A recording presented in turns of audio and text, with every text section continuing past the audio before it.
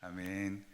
오늘 말씀은 보아스의 삶의 모습을 통해서 우리의 삶이 어떠해야 하는지 하나님께서 우리에게 말씀해 주고 계시는데요. 우리 한 절 한 절 함께 살펴보도록 하겠습니다. 먼저 보아스와 룻의 그 첫 만남과 그리고 그들 사이의 대화가 이렇게 시작되는데요. 8절과 9절 말씀을 보면 이렇게 기록합니다. 보아스가 룻에게 이르되 내 딸아 들으라. 이삭을 주우러 다른 밭으로 가지 말며 여기서 떠나지 말고 나의 소녀들과 함께 있으라. 그들이 베는 밭을 보고 그들을 따르라. 내가 그 소년들에게 명령하여 너를 건드리지 말라 하였느니라. 목이 마르거든 그릇에 가서 소년들이 기르온 것을 마실지니라 하는지라 라고 말하고 있습니다. 지금 말씀을 보면 보아스가 내 딸아 라고 말하면서 그에게 친절을 베풀고 있습니다. 그런데 여러분 생각해 보면 밭의 주인이나 일꾼들에게 이 룻 같은 존재는 참 귀찮은 존재입니다. 도움이 되지 않고 그저 우리를 따라다니면서 이삭을 줍는 그러한 존재는 참으로 귀찮은 존재입니다. 그런데 보아스는 룻을 불러서 그녀를 위로하고 격려하고 있습니다. 배려할 뿐만 아니라 그에게 은혜를 베풀고 있는데요. 첫 번째로 보아스는 룻에게 이삭을 주우며 다른 밭에 가지 말라라고 말하고 있습니다. 여러분, 이 말이 무슨 말일까요? 여러분, 어느 날 집에 갑자기 가난한 사람이 찾아왔습니다. 그런데 그 사람에게 다른 집에 가지 말고 우리 집으로만 오세요 라고 말한다면 여러분, 그게 무슨 뜻일까요? 자신이 그 밥을 책임지겠다라는 의미입니다. 보아스는 룻이 자신의 밭에서만도 주어도 충분한 양식을 얻도록 할 터이니 다른 밭으로 가지 말고 자신의 밭에 머물라 말하고 있습니다. 그리고 두 번째로 보아스는 룻에게 그의 소녀들과 함께 있으라 라고 말하고 있습니다. 여러분, 이방 여인 룻이 낯선 곳에서 혼자 이삭을 줍다 보면 해를 당할지도 모릅니다. 하지만 보아스는 그의 여자 일꾼들과 함께 하라고 말하고 있습니다. 그 안에서 보호와 돌봄을 받을 수 있었기 때문에 그와 함께 있으라 라고 말합니다. 그리고 세 번째는 보아스는 소년들에게 룻을 건드리지 못하도록 명령하고 있습니다. 여기 건드린다라는 의미는 추근거리다, 괴롭히다라는 뜻입니다. 힘이 없고 가난한 이 여인을, 사회적인 약자인 이 여인이 어려움을 당할 수 있는 그러한 상황 가운데서 지금 보아스는 보호하고 있는 것입니다. 그리고 네 번째로 보아스는 룻에게 목이 마르면 소년들이 길어온 물을 마시라 라고 말하고 있습니다. 밭에서 일하다 보면 갈증이 납니다. 그런데 사람들의 눈치 때문에 내가 저기에 가서 먹을 수 있을까라고 생각할지도 모르겠습니다. 그런데 지금 보아스가 베푼 친절과 배려로 인해서 룻은 거기에 가서 먹을 수 있는 사람이 되었습니다. 일하는 사람들의 눈치와 주인의 눈치를 보지 않아도 되는 사람이 되었습니다. 그래서 10절 말씀을 보면 룻이 이렇게 그에게 고백합니다. 룻이 엎드려 얼굴을 땅에 대고 절하며 그에게 이르되 나는 이방 여인이거늘 당신이 어찌하여 내게 은혜를 베푸시며 나를 돌보시니까 하니 라고 대답하고 있습니다. 여러분, 룻은 이러한 호의를 당연한 것으로 받아들이지 않았습니다. 그는 엎드려 얼굴을 땅에 대고 절했습니다. 이것은 최고의 감사와 존경을 그에게 표현하고 있는 것입니다. 자신이 이방 여인인데 어찌하여 나에게 이러한 은혜를 베푸십니까? 어떻게 이렇게 돌보십니까? 그에게 묻고 있습니다. 이 룻이 살아왔던 세상의 삶의 방식으로는 이해할 수 없는 행동이었기 때문입니다. 소망도 없고 희망도 없는 사람입니다. 그저 할 수 있는 것이라고는 사람들을 쫓아다니면서 이삭을 주어야만 먹고 살 수 있는 사람입니다. 그런 사람은 세상에서 아무도 돌보지 않습니다. 그렇게 하루를 걱정하며 살아가야 되는 존재였습니다. 그런데 지금 보아스가 그에게 은혜를 베풀고 있습니다. 그것이 너무나도 감사한 것입니다. 그런데 여러분, 생각해 보면 이 은혜의 출발이 어디일까요? 보아스를 통해서 그 은혜가 전해졌지만 그 은혜의 출발은 우리 모두가 다 알고 있다시피 하나님이셨습니다. 왜냐하면 룻이 밭에 나오기 전에 소망했던 것이 있었기 때문입니다. 그가 두려움과 걱정 앞에서 그저 읊조리면서 했던 말이 있습니다. 2장 2절 말씀을 보면 그가 이렇게 말합니다. 내가 누구에게 은혜를 입으면 이라고 말합니다. 그 누구가 어떤 사람인지, 그리고 나에게 어떠한 일이 일어날지 알지 못했기 때문에 그저 자신의 원을 읊조리면서 말했을 뿐입니다. 그런데 하나님께서는 그가 읊조리는 그 걱정에 한숨 섞인 그 탄성을 들으셨습니다. 그리고 그에게 보아스라는 한 사람을 통하여 지금 응답하시고 계십니다. 보아스가 의도했던지 의도하지 않았던지 간에 하나님께서는 그의 마음에 그를 긍휼히 여길 수 있는 마음을 불어넣어 주셨습니다. 그리고 지금 하나님께서 역사하셔서 그를 통해 룻을 하나님의 은혜 가운데 조금씩 더 가까이 나아갈 수 있도록 초대하고 초청하고 있습니다. 그리고 11절 말씀을 보면 이렇게 기록되어 있습니다. 보아스가 그에게 대답하여 이르되 내 남편이 죽은으로 내가 시어머니에게 행한 모든 것과 내 부모와 고국을 떠나 전에 알지 못하던 백성에게로 온 일이 내게 분명히 알려졌느니라 라고 말합니다.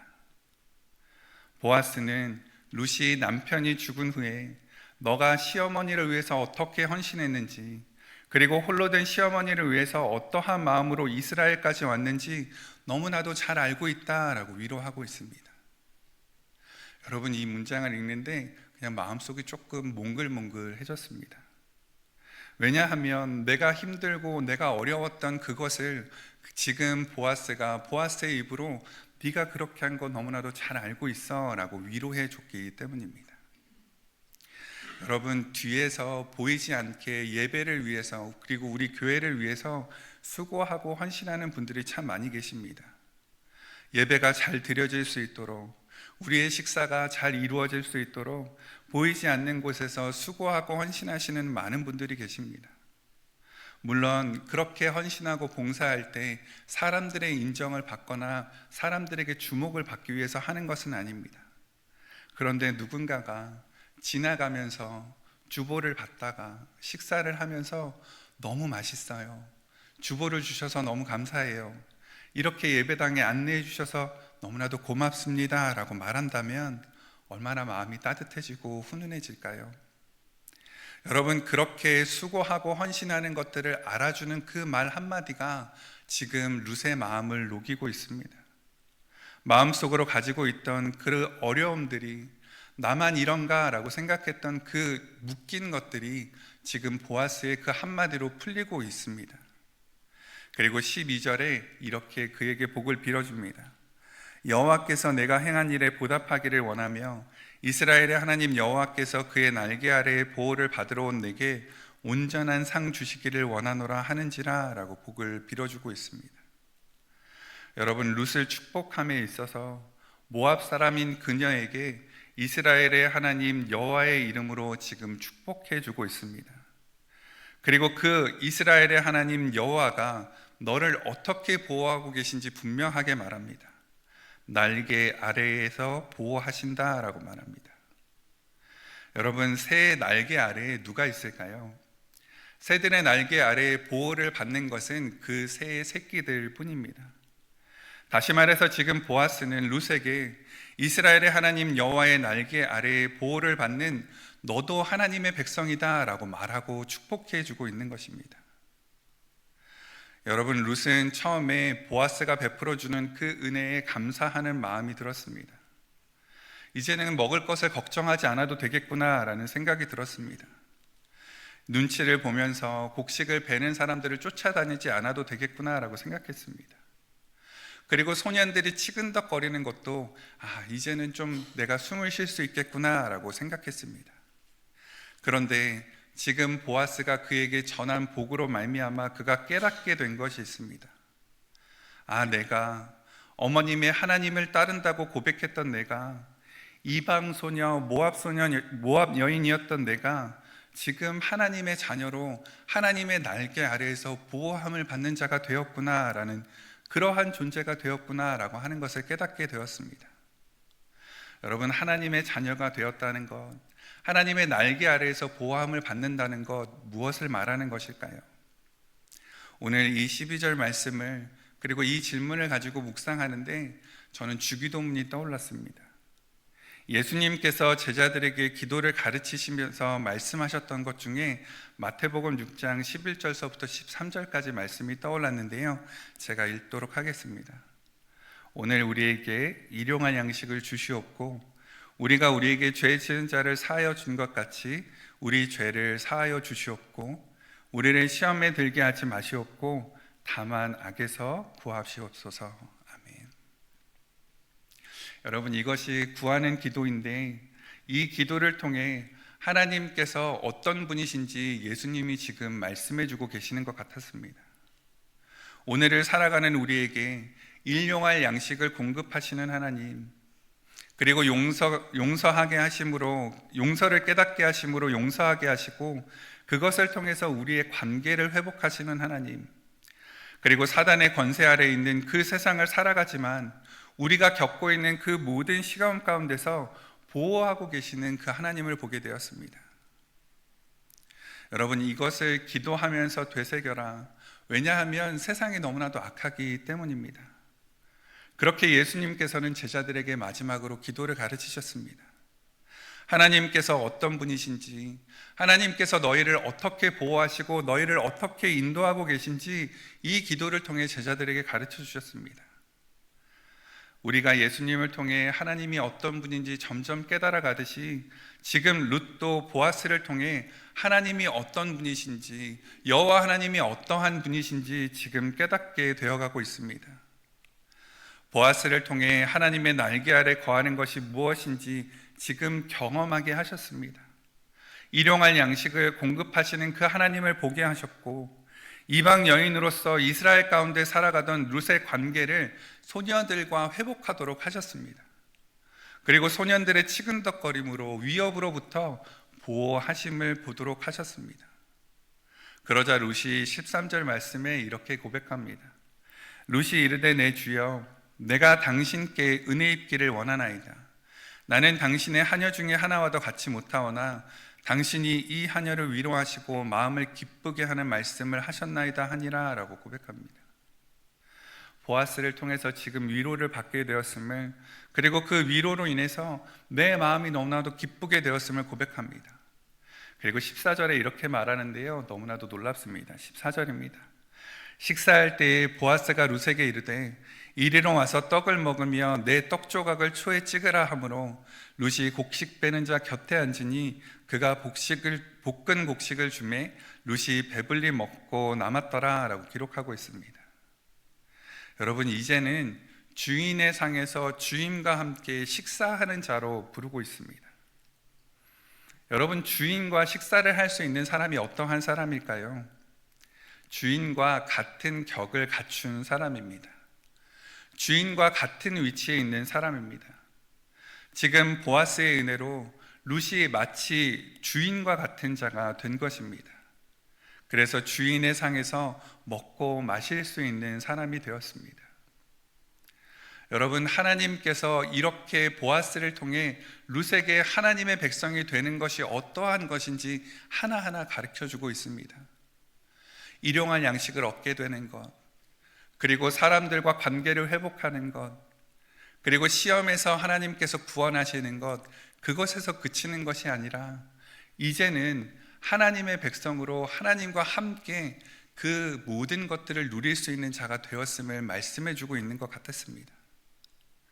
그리고 이렇게 은혜를 입은 룻이 다시 이삭을 주우러 가는 그때에도 보아스는 자신의 소년들에게 이렇게 명령하는데요, 15절과 16절 말씀을 보면 이렇게 되어 있습니다.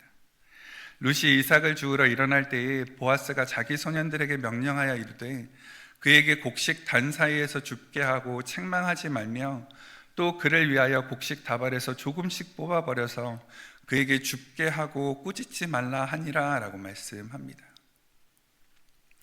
여러분, 당시의 밭의 주인들은 이삭을 줍는 사람들이 곡식을 묶어놓은 그 단 사이로 지나가는 것을 너무나도 싫어했습니다. 왜냐하면 이삭을 줍는 사람들은 힘든 사람들이잖아요. 하루를 먹고 사는 것을 걱정해야 되는 사람들이잖아요. 근데 그러한 사람들이 곡식에 묶여져 있는 그 단 사이로 지나다 보면 곡식을 빼앗아서 거기에서 빼서 몰래 숨기는 일들이 일어났기 때문입니다. 욕심이 나서 곡식단에서 몰래 이삭을 뽑을까 봐 가까이 오지 못하도록 했습니다. 그런데 오늘 보아스는 룻이 땅에서 떨어진 그 이삭뿐만 아니라 곡식단에서도 거둘 수 있도록 했습니다. 그리고 거기에서 더해서 그 단에서 조금씩 더 뽑아서 버려라 라고 말합니다. 그리고 거듭 말하며 이렇게 말합니다. 책망하지 말라, 꾸짖지 말라. 그를 너그럽게 대하라는 뜻입니다. 여러분, 가난한 이방 여인이었습니다. 배경도 없고 연고도 없는 사람입니다. 여러분, 사람들은 이러한 약자들에게 너무나도 쉽게 화를 내고 그들을 무시하는 것을 당연하다라고 생각합니다. 그런데 그것을 당연하게 여기는 그 세상 가운데서 보아스는 전혀 다른 모습을 우리에게 보여주고 있습니다. 룻이 어려움 없이 이삭을 주울 수 있도록 했을 뿐만 아니라 그녀를 격려하고 위로하고 축복했습니다. 풍성한 음식을 베풀었고 일부러 이삭을 뽑아 버리기까지 하도록 했습니다. 그녀에게 넘치는 은혜를 베푼 것입니다. 보아스의 이러한 실천이 그가 그렇게 말해줬던 그 한마디가 한 이방 여인에게 삶의 소망을 불러일으키게 되었습니다. 오늘 말씀을 맺도록 하겠습니다. 여러분, 이 일련의 과정들을 보면서 어떠한 것들이 생각나십니까? 하나님께서 죄인된 우리를 부르셔서 하나하나 회복해가는 과정과 너무나도 비슷하다라고 생각되지 않으십니까? 여러분, 하나님께서는 지금 성경 말씀 가운데 룻이라는 한 이방 여인, 그 이방 여인이 절망 가운데 있을 때, 그리고 내가 소외된 그 한가운데 있을 때 하나님께서는 보아스의 삶을 사용하셔서 낙담하고 낙심한 이 이방 여인을 하나님의 백성으로 불러들이는 모습을 우리에게 보여주고 있습니다. 룻이 걱정했던 것, 내가 어떻게 이곳 가운데 살아갈 수 있을까? 내가 어떻게 이곳 가운데 적응하며 살아갈 수 있을까라는 그 걱정을 하나님께서는 알고 계셨고, 하나님께서는 하나님의 백성 공동체인 이스라엘 가운데서 살아갈 수 있도록 그 모든 것을 허락하셨습니다. 여러분, 세상 가운데 살아갈 때 우리는 너무나도 힘들게 살아갑니다. 하나님의 말씀을 지킨다는 것, 하나님의 백성으로 살아간다는 것이 너무나도 쉽지 않습니다. 그런데 그러한 공동체 가운데 보아스 같은 사람을 만난다라면 우리의 마음이 어떻게 변할까요? 여러분, 보아스 같은 사람을 만나는 것에 그치지 않고 보아스 같은 사람이 되셨으면 좋겠습니다. 물론 지금도 너무나도 잘하고 계십니다. 제가 이렇게 스쳐 지나가면서 볼 때마다 숨겨진 곳에서, 보이지 않는 곳에서 헌신하고 수고하시는 여러분들을 너무나도 많이 보게 됩니다. 그러한 분들의 수고로 인해서 이 예배가, 이 교회가, 그리고 이 오렌지 카운티 공동체가 하나님만에서 바르게 나아갈 수 있는 줄 믿습니다. 여러분, 지금도 그렇게 우리가 너무나도 잘하고 있지만 서로가 서로에게 보아스가 되었으면 좋겠습니다. 힘들고 어려운 일을 당하거나 외롭고 어려운 사람들이 있다라면 그에게 하나님의 날개 아래 거하는 하나님의 백성으로 하나님께서 여러분을 돌보고 계십니다라고 하는 것들을 보여줄 수 있는 우리가 되었으면 좋겠습니다. 그리고 우리가 살아가는 삶의 현장 가운데서도 보아스와 같이 하나님의 날개 아래가 어떠한지 보여줄 수 있는 우리가 되면 좋겠습니다. 여러분, 하나님께서는 그 날개 그늘 안에서 일용할 양식을 허락하셨고, 그리고 관계를 회복시키시고, 그리고 그 안에서 모든 시험을 이겨낼 수 있도록 구원하시는 하나님이십니다. 그런데 거기에서 그치지 않고 곡식 단에서 거둘 수 있도록 내가 아무런 것 한 거 없는데도 나에게 은혜를 베푸시고 풍성하게 잔에 넘치시게 우리에게 부으시는 하나님이시기 때문입니다. 그렇게 우리에게 역사하시는 하나님, 우리에게 은혜를 베푸시는 그 하나님을 세상 가운데 우리의 삶을 통해 전할 수 있는 우리가 되면 좋겠습니다.